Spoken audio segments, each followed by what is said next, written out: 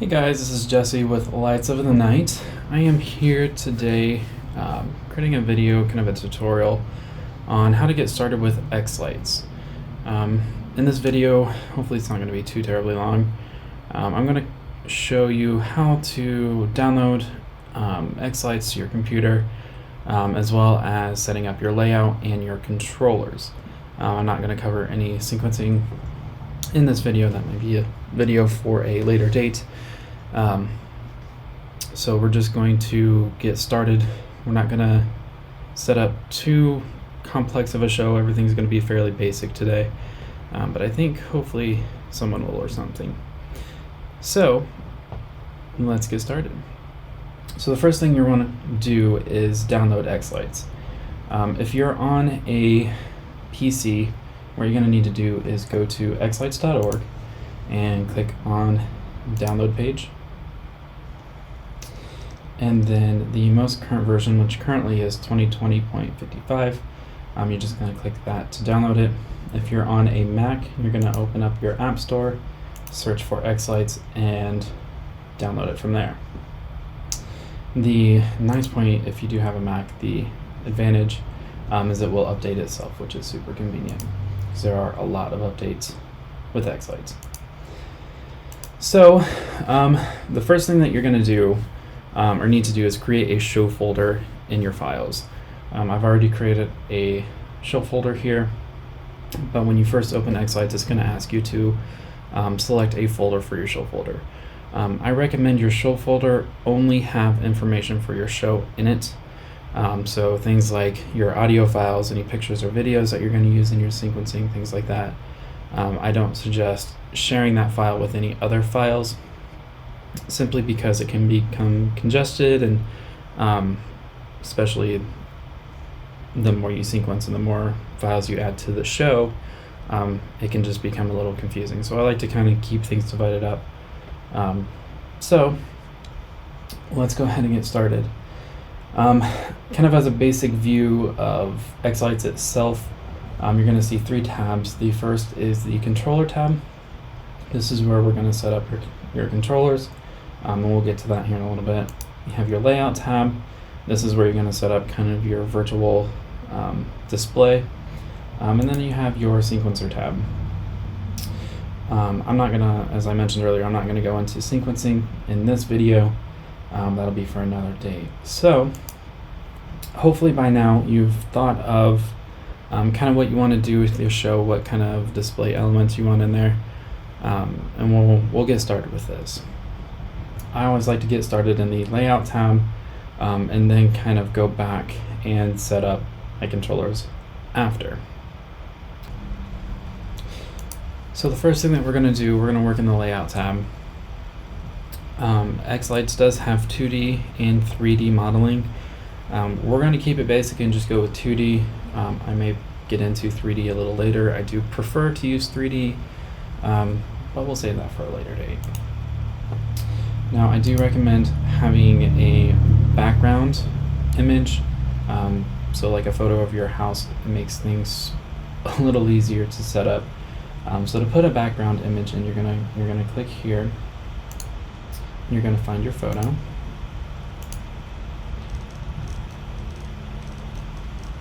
As you can see, I have a ton of files in here.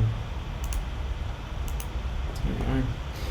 All right, and this is a photo of a random house that I selected, and we're gonna do some kind of basic stuff here. We're gonna put some lights around the roof line, around the windows, the door, and the garage doors, and put a couple props out here.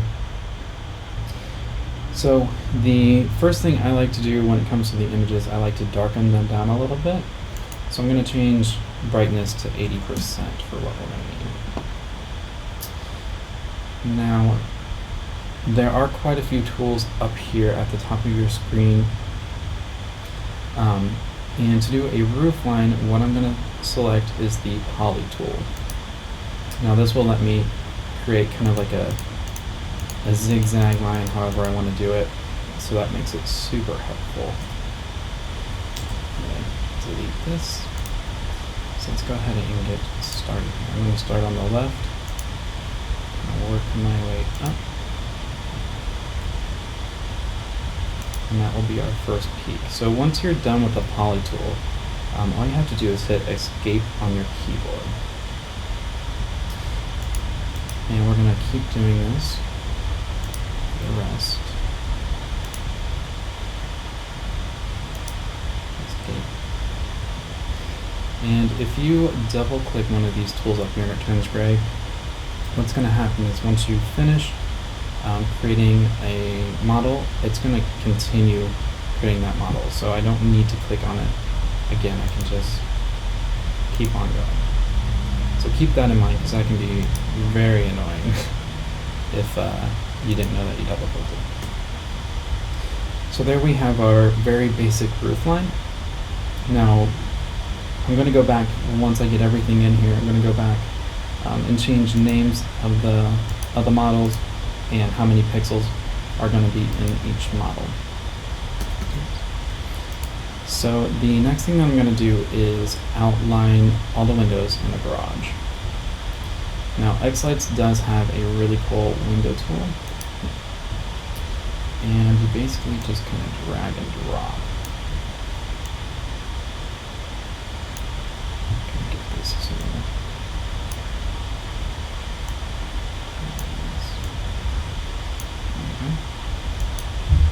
Alright, and since this other window is about the same size, we can just copy and paste this.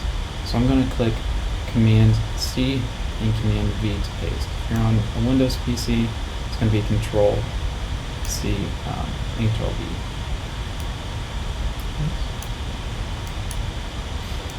And we can actually use the same tool to do windows. Now in garage doors, I'll show you how that's done. I'm just going to set this up here.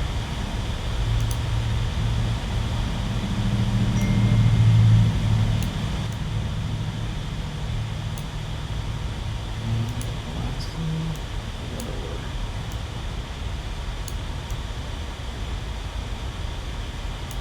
There we go. Okay.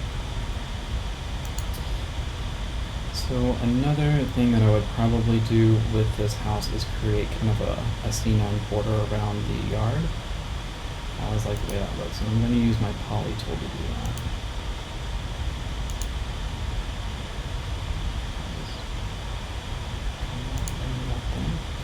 Now with these being C9s, we can change the appearance of these pixels to look a little larger, more like a C9 light bulb would. So here on the left, you're going to see appearance, and we're going to change the size. We'll try at 4, see how that looks.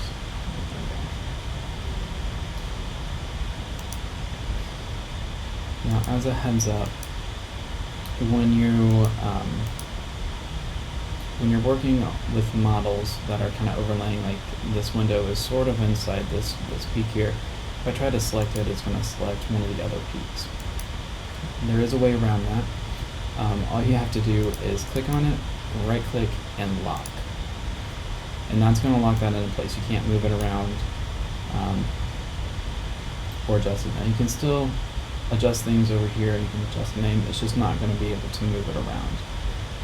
And if you do need to move it around, you can again right click and unlock.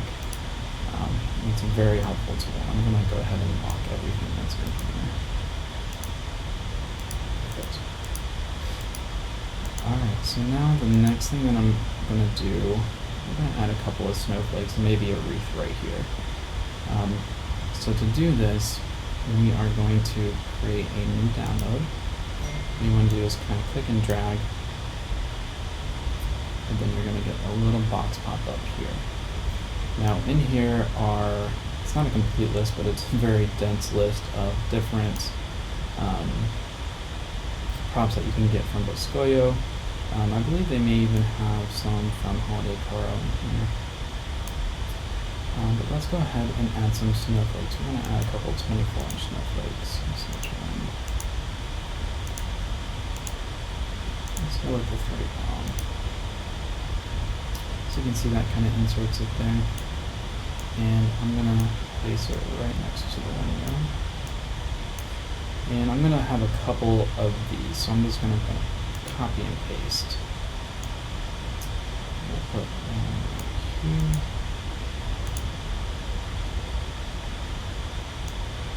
Document down. Just to kind of give it a little effect too. I'll just put those four in there.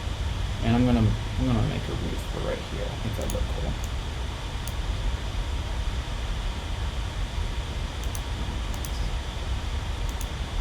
Let's go with the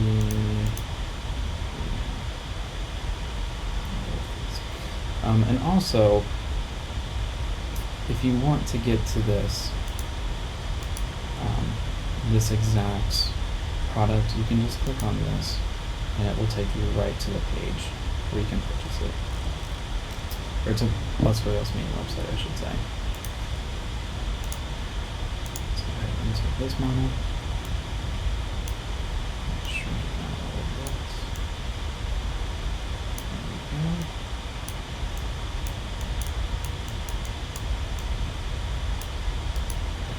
go. Okay. Now, with every display, I like to throw in a pixel tree or a mega tree because I think they look awesome.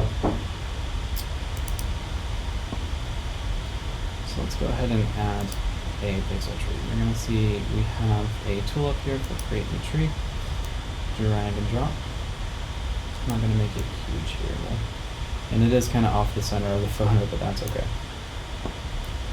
So we're going to make this 32 strings. We'll go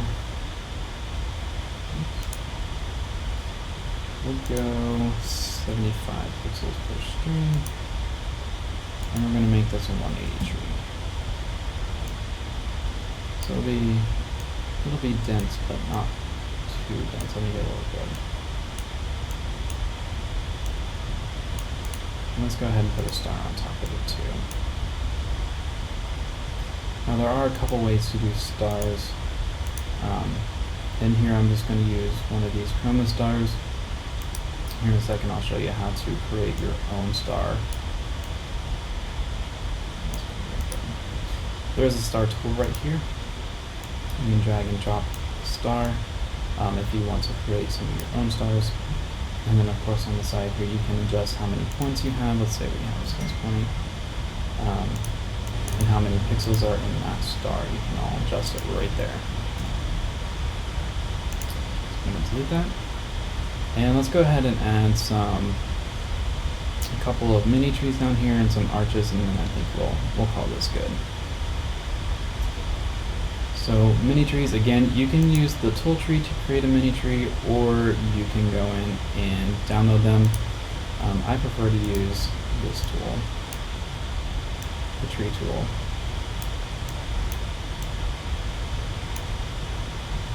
And I'm going to make these 16, and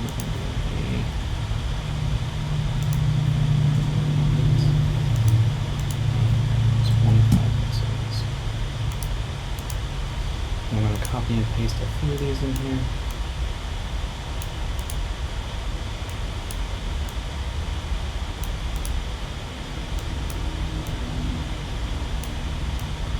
Space them out a little bit.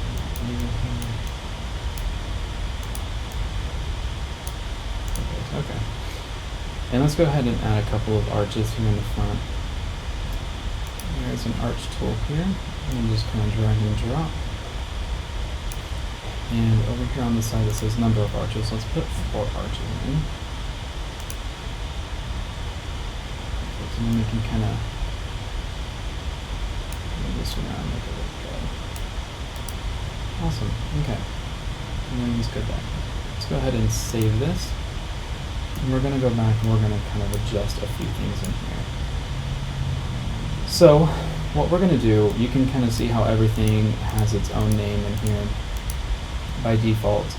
I never use the default names because I find them annoying and not very descriptive. So for example, this one I will call roof line 1. And you do have to click either enter or select another cell for it to save that name. If we were to, we'll say, what is this one? Oh, this is the one. We'll say C9 border, If we just click out of it and go back to it, you're going to see it still says polyline 4. So you want to make sure that you click enter.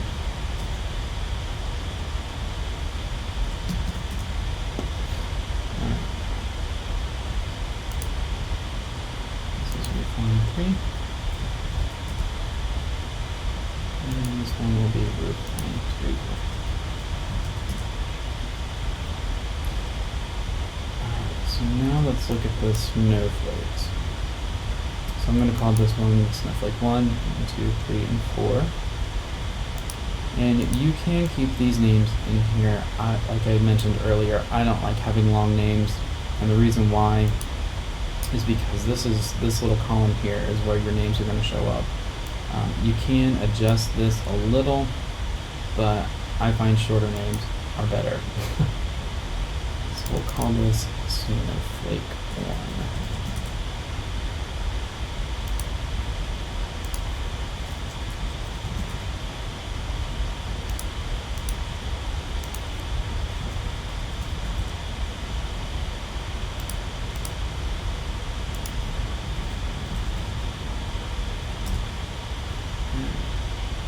We're just going to call the wreath a wreath.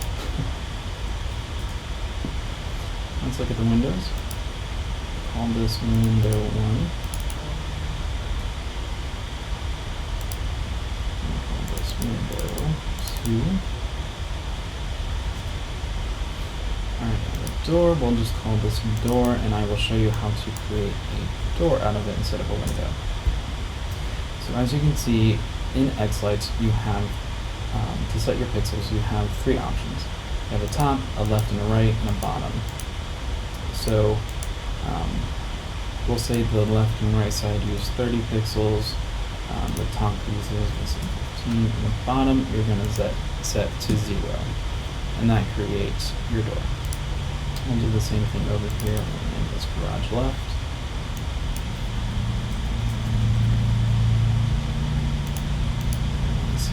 Uses 60 pixels. Of course, when it comes to your pixels, you're going to need to know more of an accurate number. On here, I'm just kind of guessing how many will be used.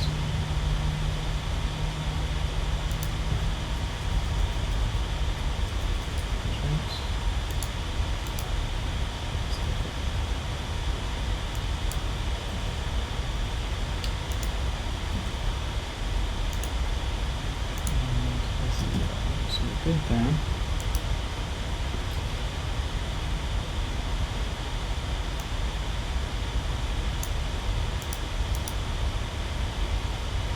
Perfect. Okay. Let's go ahead and name our pixel tree. I use either mega tree or pixel tree in my names. You can keep it as tree. You can name it whatever you want to name it.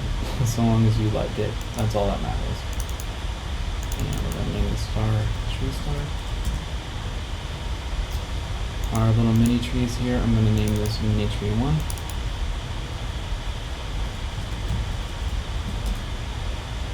I'll just kind of follow suit here. Mini tree 2.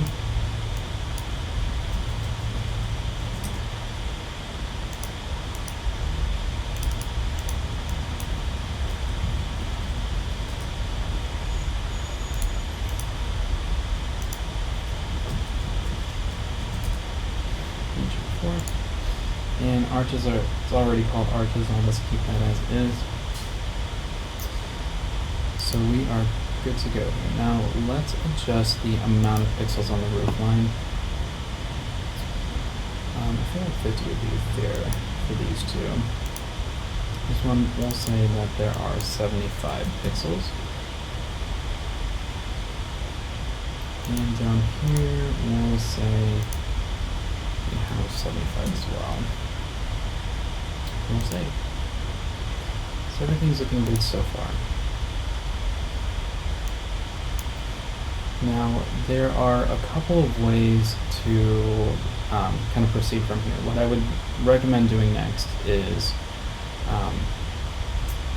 creating or addressing your controllers.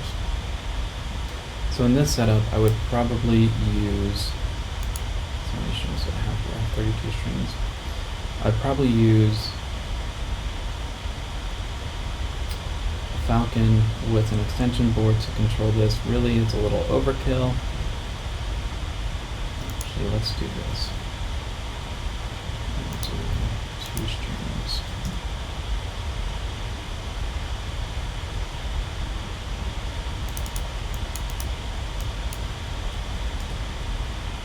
So that would bring this down to 16.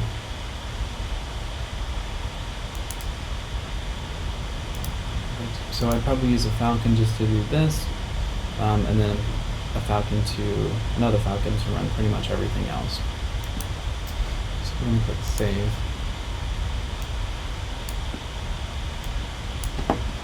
And we're going to go to our Controllers tab. Now, of course, you don't have to use Falcon. You can use any number of controllers. Basically, anything that has E131 or DMX you can use. I personally prefer to use Falcon controllers. So to add a controller, you're going to click on Add Ethernet, and we're going to give this a name. We're going to call it the Pixel Tree controller. Or actually, I'll add that to the description. We'll add this Falcon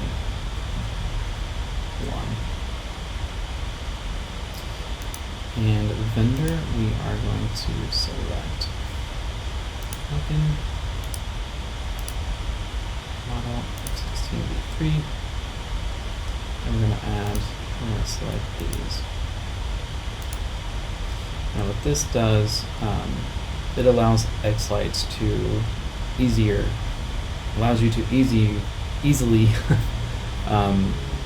set up your start channels. In the old days, you would have to go through and set everything up manually. However, we can literally just drag and drop everything into this. It's going to be so much easier.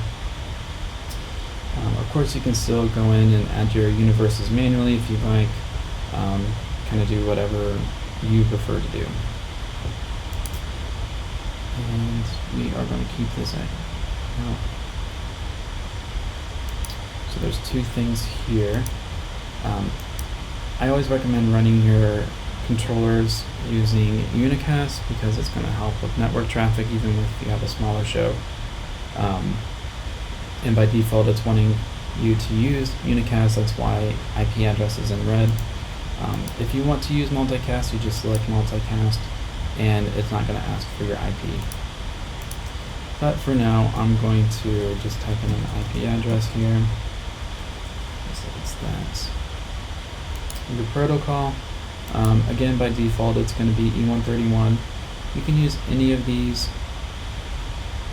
If you have a lot of channels, I would recommend using DDP. Again, it's going to kind of help a little bit with your network traffic. Priority we're not going to get into, manage we're not going to get into. Start channel is going to be 1. And we're going to have 2 Falcons, so I'm going to go ahead and add the second Falcon.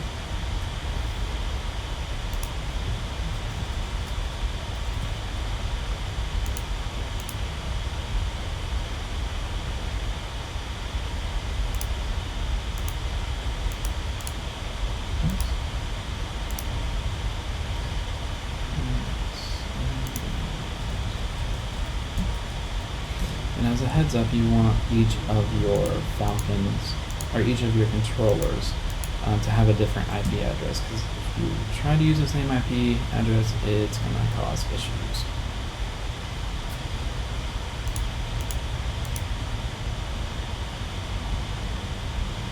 Alright, so let's go ahead and get started here. So to assign channels, it's going to be super easy. You just click on Visualize, and you're going to see this. In here, these are all the ports on your Falcon or on your controller. And this is where you assign everything. So everything here on the right side are your models that you have already set up. And on this first one, we're just going to add the pixel tree, which is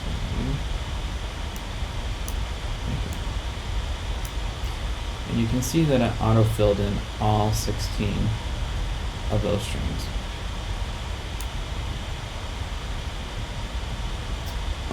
So once you're done, you just close out of it and you're good. Now the next one, you can see that this auto-filled universes 1 through 15. So we want our start universe to be the next one up. So this is going to be 16. And again, we're going to click visualize. I'm just going to add these over here. I would probably put these on the same string. And this is how you create a virtual string, which means that these two are going to be the same physical string coming from the same physical port on your controller. But this is how you would model it in xLights. And I would probably do the same with the roof line, just kind of get them all into one single string. And then our snowflakes, and probably add 2 of them at a time. And we'll put a tree star in here and our windows.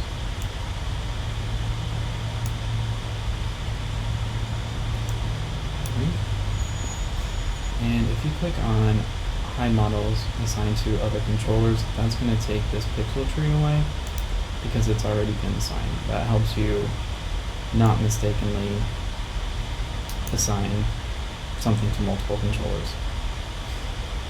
Now I do see a mistake that I made. These little mini trees are showing up as 8 strings, so let me go ahead and change those back to only use 1 string. So use 1 string and 8 string per string.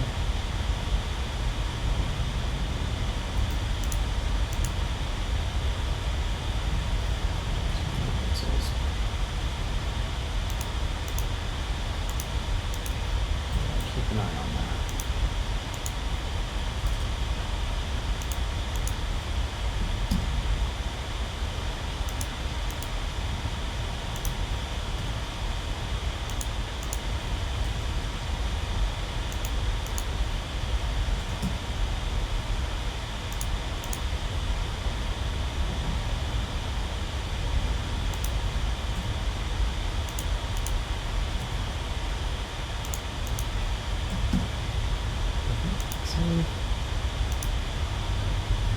Back over here, and we will add these in right here.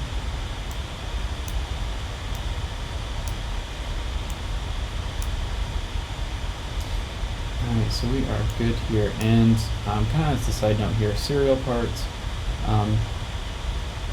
unless you're running something like an AC controller, like an old LOR controller, or anything using just plain DMX, those are the typical uses for the serial ports. Let's say that you're running an old LOR controller. You would add those models into whichever serial port that you were going to use on your controller. So we're good here. We're going to save. And everything is looking good here. You want to check here your channels, make sure there's nothing overlapping. Same thing with your universe IDs. Make sure nothing's overlapping. Everything looks good so far. And then if we go through here, if we click on Start Channel, can I show you this? Our Start Channel pixel tree, we started it on channel 1, which is what's in parentheses here. And this is saying this is on controller name Falcon 1, starting on the first channel of that controller.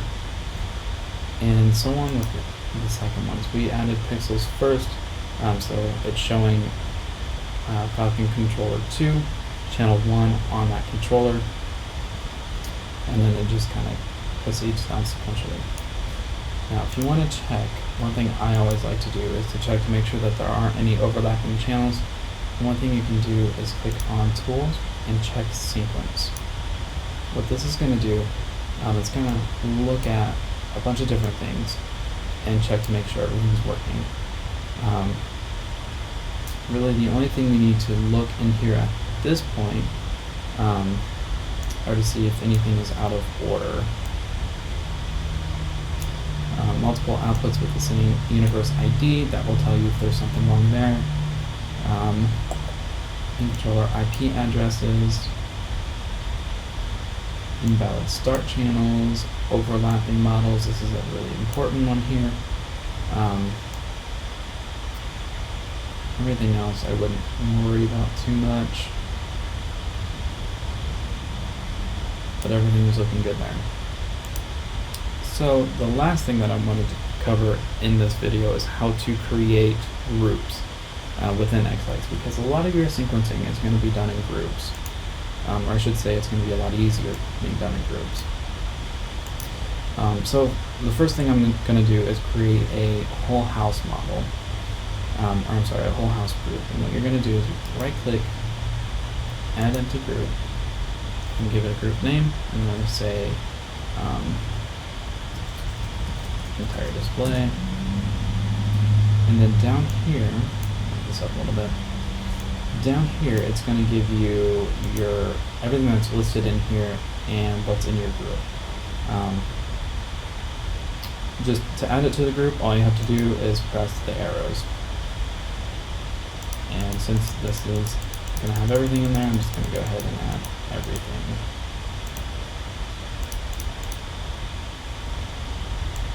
Perfect. Now, you see these here that says tree model, tree star, outer, middle, and inner. What that is this model has some submodels in it, and that's why you're seeing those. Same thing with the wreath. Now I'm not going to add those in there because when you add the entire model, it's going to auto add those in there. So click save. And I'm going to add another group here called house. And I'm just going to add everything that's on the house. And we're going to start with the roof line. Then we go to Snowflakes.